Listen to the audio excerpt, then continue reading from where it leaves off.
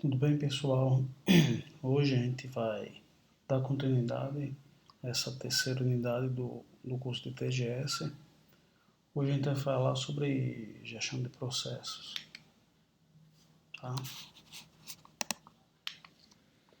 Então, na agenda de hoje, a gente vai dizer o que é gestão dos processos, mostrar a hierarquia dos processos, mostrar como fazemos uma modelagem de processos e mostrar a diferença entre processos e projetos. Primeiramente, gestão dos processos. O que seria, né? É uma maneira que as organizações têm para melhorar a eficácia na sua criação de produtos ou serviços, de maneira que possa atender a velocidade do mercado, tá? Então, a gestão dos projetos, processos, é uma maneira que as organizações têm para que consiga atender aos anseios do mercado, de forma a lançar produtos e serviços que atendam ao que eles querem, ao que o mercado deseja. Os processos dentro das organizações podem ser organizados em diversos níveis e isso daí vai depender de quê? Do nível do detalhamento, certo? Quanto mais alto o nível, menos detalhado é o processo, tá? Quais são os processos dentro da organização? Pode ser um macroprocesso, um processo, um subprocesso, a atividade e a tarefa. Nesse gráfico aí, vocês podem ver que o macroprocesso é o que tem menos detalhamento e a tarefa é o que tem mais detalhamento, tá? A gente vai abordar cada um mais no geral. O que seria o macroprocesso? É a visão mais geral do processo, tá? Ele pode abranger vários processos principais ou secundários, tá? O processo seria o quê? O conjunto racional e sequenciado de operações, que podem ser atividades e tarefas. O subprocesso seria o quê? É uma parte específica de um processo. A atividade é o conjunto de tarefas, tá? Que resultará num produto parcial que irá compor o passo a passo na criação do processo. E a tarefa seria o quê? A menor parcela, a menor parte, tá, de um processo. Vamos abordar agora cada um individualmente, tá? O macroprocesso seria o quê? É um processo que envolve a função, mais de uma função na estrutura organizacional. Então, se eu pensar no macroprocesso, ele permeia vários departamentos ou várias funções que tem dentro de uma organização, tá? E um macroprocesso tem um impacto muito grande na maneira que a organização funciona, tá? O processo seria, pegando a definição desses autores, né, do guia BMP, o de Gonçalves e Cruz, seria o quê? Uma lista, certo, de atividades, tá? Ou o conjunto delas, ou comportamentos de pessoas ou máquinas, que tem a finalidade de transformar as entradas, certo, de maneira a adicionar algum valor por meio de procedimentos e vai gerar o que? Saídas de produtos ou serviços que vão atender a demandas internas, ou seja, você tem um processo que pode atender outro processo, pode ser a entrada para outro processo, ou clientes externos, tá? Por exemplo, os consumidores, com o propósito de atingir um ou mais objetivos ou metas organizacionais. Então, isso daí é a definição de processo. Quando eu falo em subprocesso, seria o quê? É uma atividade que ela pode ser decomposta, tá? Pode ser decomposta de acordo com a necessidade, tá? Se você olhar no diagrama BPMN, tá? Visualmente ela pode estar no modo contraído, ou seja, você vê só a caixinha lá do subprocesso, ou você pode mandar expandir e ver todos os detalhes de um subprocesso. A atividade, ela pode ser composta ou atômica. As atividades compostas é porque elas são conhecidas como subprocessos e as atômicas são as tarefas, né? Então, para que vocês possam entender melhor, tá? Nessa figura aí, vocês podem olhar um exemplo de um macroprocesso, né? Que o macroprocesso normalmente ele está relacionado ao quê? A um problema corporativo, ou seja, de toda a organização. Um exemplo de macroprocesso aí, ó, é a perda de participação no mercado, ou seja, ele afeta toda a organização, tá? Aí tá aí o resultado atual, né, que é uma participação no mercado de 68%, que a gente chama de market share, tá? E era desejado o quê? Uma participação de mais de 80%. Então, esse macroprocesso aí tá resultando o quê? Em um problema, perda de participação no mercado. Tá? Logo abaixo tem um exemplo de um processo, né? Um problema de processo, na verdade. Seria o quê? Tomada de pedidos. Tá? O que é que caracteriza esse problema? Queda na satisfação dos clientes. Tá? Qual é o resultado atual? Tempo do ciclo de um pedido, para entregar um pedido, 9 dias. Sendo que o desejado era que fosse um dia. Aí, um exemplo de problema de atividade, tá? Formulários de pedidos imprecisos e atrasados. Tá? O resultado atual é o quê? Entre 1% e 10% dos formulários de pedidos estão incompletos. 83% dos pedidos corretos. Pedidos submetidos semanalmente. Sendo que o desejado era o quê? Que tivesse 0 formulário de pedidos incompletos, 100% de pedidos corretos e pedidos submetidos diariamente. Então vocês podem notar aí como o macroprocesso atinge toda a organização, tá? Um exemplo de problema de macroprocesso é a perda de participação no mercado. Um processo, tá? Ele está relacionado a alguma atividade da organização. Nesse caso aí, um problema de processo é o processo de tomada de pedidos, que é a queda de satisfação de clientes. Um exemplo de atividade é o que? Formulário. Então vocês podem ver que você está indo de um nível mais alto organizacional até um nível mais baixo, de um nível estratégico até o nível operacional dentro da organização. Então isso daí é a diferença entre macroprocesso, processo e atividade. E vamos agora à menor parcela de um processo, que seria o quê? A tarefa. É quando a atividade não pode ser mais decomposta. Tá? Então, para ajudar vocês a entenderem melhor, vocês têm o processo, que pode ser dividido em várias atividades, e cada atividade pode ser dividido em tarefas, que é a menor divisão possível de um processo. Tá? O próximo ponto da nossa aula seria o que? A modelagem de processo, que é o que? É a identificação, o mapeamento, a análise e o redesenho dos processos. Normalmente a gente identifica o processo com o que está com problema, faz um mapeamento dele, do que está acontecendo atualmente, analisa todo aquele processo e redesenha ele para que ele se torne o que? Mais eficiente, mais eficaz. Tá? O objetivo da modelagem de processo, que é o que a gente vai fazer nas aulas, né, nessa terceira unidade, seria o quê? Melhor compreensão do funcionamento de uma organização, porque na hora que você modela, você entende melhor como é que funciona a organização, visto que a organização é fundamentada em processos. Pode ser definido como o conhecimento adquirido, ou seja, na hora que você compreende, você está conhecendo melhor alguma coisa. E você usa esse conhecimento para gerar experiência para uso futuro, certo? Que a gente chama na área de gestão de processos, gestão de projetos, de lições aprendidas. Otimizar o fluxo de informações dentro da organização e ajudar a reestruturar a organização, certo? Tanto o aspecto funcional, comportamental, estrutural, entre outros. Tá? Posa diz que os enganos mais comuns na modelagem e processo são o quê? Mapear todos os detalhes. Você se preocupa em mapear os detalhes e acaba esquecendo qual é o objetivo daquela melhora daquele processo. Tá?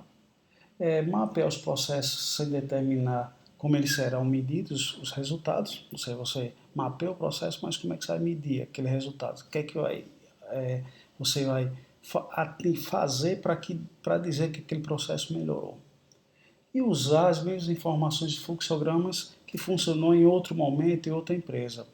O tipo conhecido Ctrl+C, Ctrl+V, Ctrl+V, né? E a pessoa muitas vezes pega um processo que funcionou em uma empresa, mas não é obrigado a funcionar naquela empresa. E POSA também, ele diz os princípios que geram bons resultados, né? E que seriam o quê? Determinar os valores, né, que criam aquela mudança no processo para o cliente, mapeia as ferramentas, habilidades, competências, informações e determinar métricas para que você possa medir aquele processo e engajar o pessoal na modelagem de processo, né? PID apresenta outros princípios de modelagem, que seria o quê? Modele simples, comece pequeno e vai agregando mais coisas no seu processo, evite modelos, processos muito grandes, use metáforas, analogias e similares, ou seja, use coisas que ajudem a identificar, a entender aquele processo e não se apaixone pelos dados, tá? Você tem que não querer mais dados, mas dados compreensíveis, tá?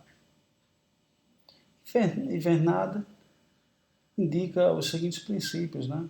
Separação de focos para reduzir a complexidade, decomposição funcional, modularidade, você focar na reusabilidade, você tem que descasar processos e recursos, que são duas coisas separadas. Simplicidade, você tem que ser o mais simples possível de acordo com aquele processo, adequação daquele processo, e que tenha rigor na representação, ou seja, tente ao máximo colocar aquele seu desenho de processo, aquela sua modelagem, de acordo com a realidade daquele processo. Tá? E nesse gráfico aí a gente vê o ciclo da gestão de processos, tá? Que basicamente é dividido em duas fases. A primeira fase é a identificação e o mapeamento. A segunda fase é análise e redesenho, né? Aí depois você vai implantar aquele novo processo e por último vai monitorar. No caso da gente aqui, nós vamos focar no início, no mapeamento do processo, na identificação e mapeamento, e no final, do meio para o final da terceira unidade, a gente vai fazer um redesenho do processo. Tá? Então, na fase de identificação e mapeamento, você identifica os processos e elabora os fluxos e documenta os processos. Na fase de análise de redesenho, você sistematiza sugestões para melhoria dos processos e redesenha o processo. Na fase de implantação, você desenvolve a solução de tecnologia da informação, implanta as sugestões dos processos.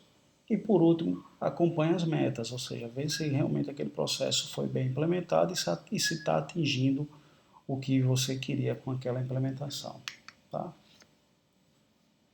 Então, Hunt aí diz que na identificação e mapeamento dos processos, tá? Você deve expor os detalhes do processo, você tem que ter uma descrição boa do processo, focar nas interfaces do processo e fornecer uma análise de processo que seja poderosa e consistente. Dessa maneira você vai conseguir fazer uma boa identificação e mapeamento do processo. Na segunda fase, que seria a análise e redesenho de processo, tá? A informação gerada a partir desta análise deve incluir a estratégia, a cultura, o ambiente da organização que usa o processo, ou seja, por que o processo existe, mostrar todas as entradas e saídas dos processos, mostrar todos os envolvidos, né, as necessidades e expectativas, e mostrar a ineficiência dentro do processo corrente. Tá? Tem que ter uma escalabilidade do processo, ou seja, um processo que permite que aumente a carga de atividade, tem que entender a regra do negócio, tem que definir as métricas, né, que vão monitorar o processo, tem que identificar as atividades que compõem o processo e as suas dependências, né, entre os departamentos e as funções de negócio, qual a melhoria da utilização dos recursos que vai propor aquele processo e reduzir impedimentos e aumentar capacidades. Tá? Então, basicamente, isso daí seria o que se busca na modelagem de processo. Eu vou lembrar que modelagem de processo, por si só, é uma disciplina, certo? Em administração, tanto a administração como a administração da produção. O que a gente está fazendo aqui na disciplina de Teoria Geral de Sistemas, tá?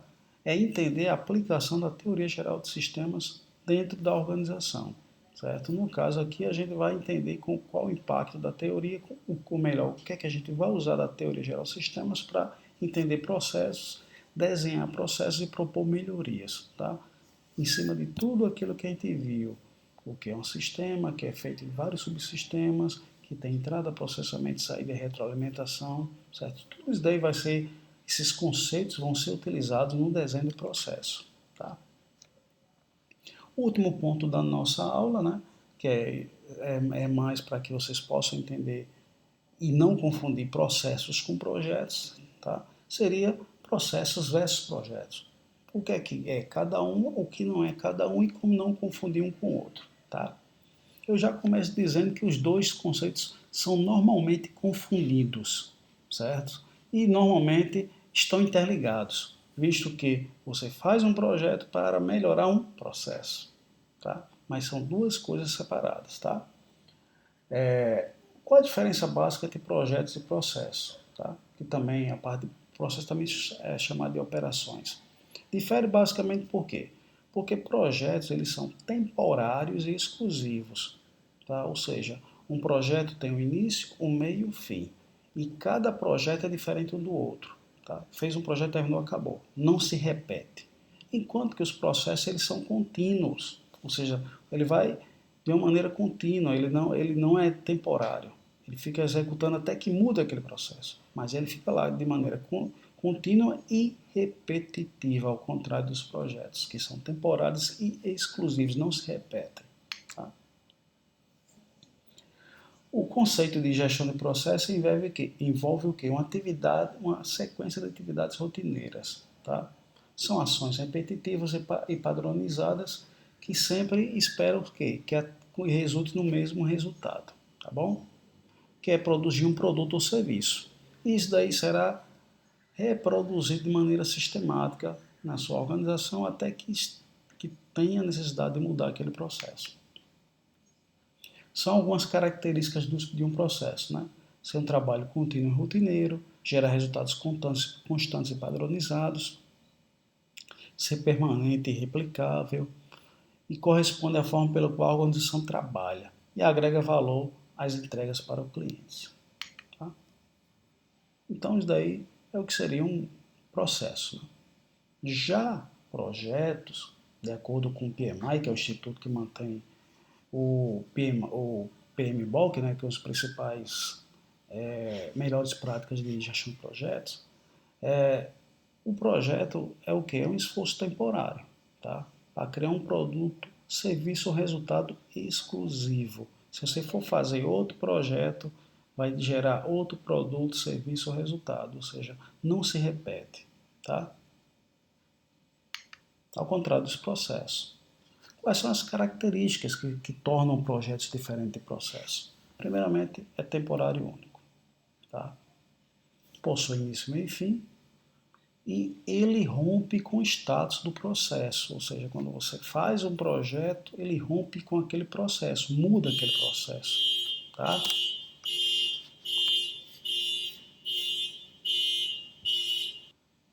Como eu estava falando, tá? Um projeto gera um resultado único. Tá? Tem a sua elaboração de maneira progressiva, está conectado a um ou mais processos da organização e possui um escopo e recursos bem definidos. Tá? Aí, mostrando de maneira sintética, né, a diferença entre processo e projeto. Durante o tempo, um processo ele é contínuo e repetitivo, enquanto um projeto é algo temporário e único. O processo tem objetivos atualizados de maneira periódica, enquanto que um projeto ele tem um único objetivo. Tá? Então, aí basicamente a diferença entre processos e projetos. Aí estão as nossas referências, tá? Bastante referência, é um tema muito grande, muito complexo, tá? Mas que a gente está tratando aqui de maneira resumida, porque a gente vai utilizar só os conceitos para que vocês possam entender o que é processo e fazer o seu desenho e melhoria do processo, que vai ser útil isso daí quando você for desenvolver software, tá? Então, se vocês tiverem alguma dúvida, tá? Estou aberto aí nos canais, YouTube, no WhatsApp, tá? E nas nossas aulas para tirar dúvidas. Então, pessoal, até mais e fiquem com Deus.